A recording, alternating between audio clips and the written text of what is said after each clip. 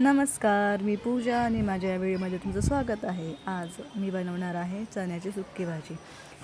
बघूनच खावंसे वाटतंय ना, तर व्हिडिओ शेवटपर्यंत पहा. बनवायला खूप इझी आणि टेस्टी आहे. त्यासाठी मी ओव्हरनाईट असे हे चणे पाण्यामध्ये भिजवलेले आहेत आणि भिजवून त्याला कुकरमध्ये शिट्टी घेतलेली आहे आणि असे मऊ असे शिजलेले आहेत. आणि चणे मऊ शिजण्यासाठी एक छोटीशी टीप म्हणजे त्यामध्ये शिजवताना थोडासा सोडा टाकायचा आहे, चिमूटभर.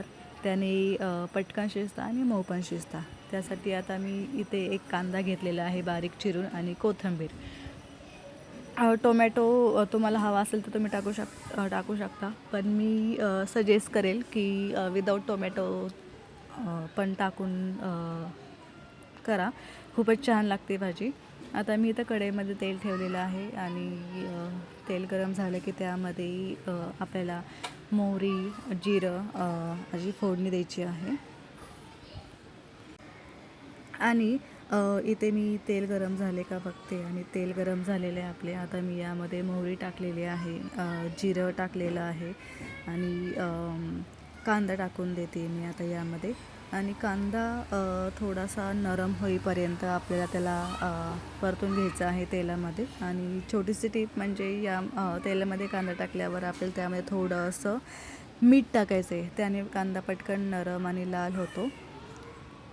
मीठ टाकून झाल्यानंतर त्याला आपल्याला 1 ते 1.5 मिनटासाठी कांद्याला छान असं परतून द्यायचं आहे.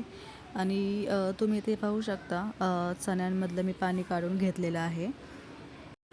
इथे आपला कांदा पण परतलेला आहे. आता यामध्ये मी हळद टाकणार आहे, लाल तिखट टाकणार आहे. लाल तिखट तुम्ही तुमच्या चवीप्रमाणे टाकू शकता. तुम्हाला जसं तिखट कमी जास्त हवं असेल तर तिखट कमी जास्त करू शकता. आणि नंतर मी इथे एव्हरेस्टचा छोले मसाला वापरलेला आहे. नक्कीच ट्राय करा.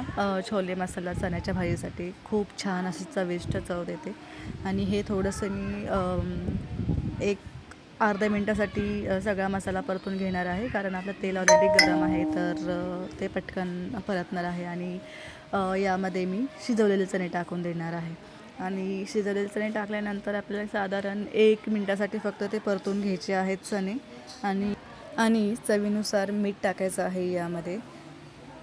आणि ही भाजी आपली रेडी आहे. तुम्ही अशीच विदाऊट पोळी पण खाऊ शकता आणि पोळीबरोबर पण खाऊ शकता, भाताबरोबर पण खाऊ शकता. तर ही झटपट होणारी रेसिपी तुम्हाला कशी वाटली मला नक्कीच कमेंटमध्ये सांगा आणि नक्कीच ट्राय करा. आणि ही रेसिपी तुम्हाला आवडली असेल तर नक्कीच माझ्या चॅनलला सबस्क्राईब करा, म्हणजे अशाच नवीन नवीन रेसिपीची नोटिफिकेशन तुम्हाला मिळेल. आणि भेटूया पुढच्या व्हिडिओमध्ये. तोपर्यंत बाय बाय, टेक केअर.